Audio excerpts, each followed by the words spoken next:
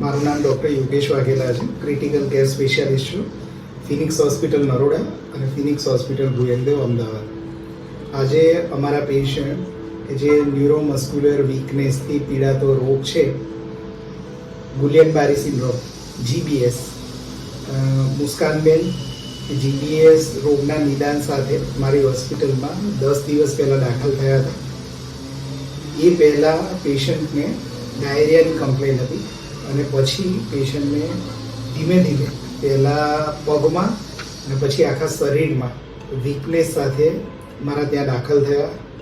એમનું નિદાન થયું અને એ માટે જરૂરી ટ્રીટમેન્ટ ચાલુ થઈ. સદનસીબે શરીરના ઉપરના ભાગમાં શ્વાસના મસલનું ઇન્વોલ્વમેન્ટ વધારે આગળના લેવલનું ન હતું, એટલે એમને વેન્ટિલેટર મશીનની જરૂર નહોતી પડી.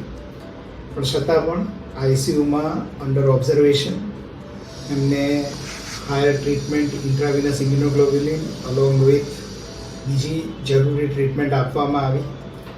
7 દિવસ એ ICUમાં રહ્યા અને આજે ટોટલ 11 દિવસ પછી એ ડિસ્ચાર્જ થઈ રહ્યા છે. ડિસ્ચાર્જ થાય છે ત્યાં સુધી એમની વીકનેસ એ ઘણા બધા અંશ રિકવર થઈ ગઈ છે. હવે જે રિસ્ક હતું કે આ નબળાઈ આગળ વધે, વેન્ટિલેટર મશીનની જરૂર પડે, એવું કશું નથી. અને આજે ખૂબ જ સારી પરિસ્થિતિમાં આજે એમને ડિસ્ચાર્જ કરી રહ્યા છે. આપણે મુસ્કાનબેન જોડે જ વાત કરીશું. मैडम केवी सिचुएशन में लावा आया था?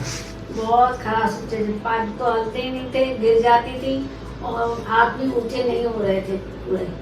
हाथ के उंगलियों में बहुत झंझनाहट थी, पकड़ नहीं सकती थी कुछ भी.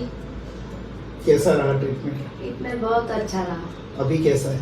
अभी बहुत फायदा है. पहले से हाथ अभी ऊंचे होते हैं, पैर भी थोड़े चलते हैं. उनके रिलेटिव से बात करेंगे.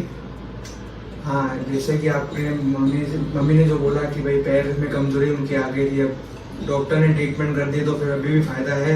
आगे चल के फिजियोथेरेपी कराएंगे तो और फायदा हो जाएगा, चलने लगेंगे और खड़े होने लगेंगे. आपका एक्सपीरियंस कैसा रहा? बहुत अच्छा रहा. नर्सेस, स्टाफ, डॉक्टर्स सब सपोर्टिव, कोऑपरेटिव थे. तो जेम हूँ मारा वीडियो में कहूँ छूँ कि पेशेंटनी कंडीशन क्रिटिकल होय पण एमने योग्य टाइमे योग्य क्रिटिकल केर टीमनी ट्रीटमेंट हेठळ सारा ICU में एडमिट करवामां आवे तो लाइफ थ्रेटनिंग सिच्युएशन पण सारी रीते बचावी शकाय छे. Thank you.